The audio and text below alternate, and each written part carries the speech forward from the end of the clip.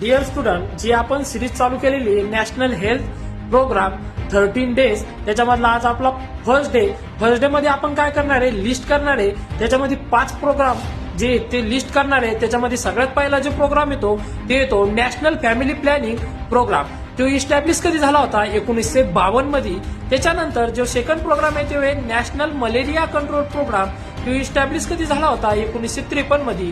त्याच्यानंतर तिसरा प्रोग्राम आहे national water supply and sanitation programme. तो इस्टॅब्लिश झाला होता 1954 मध्ये. त्याच्यानंतर चौथा जो प्रोग्राम आहे तो आहे नॅशनल फिलेरिया कंट्रोल प्रोग्राम. तो इस्टॅब्लिश झाला होता 1955 मध्ये. आणि जो 5वा प्रोग्राम आहे तो आहे नॅशनल लेप्रोसी कंट्रोल प्रोग्राम. तो इस्टॅब्लिश झाला होता 1955 मध्ये.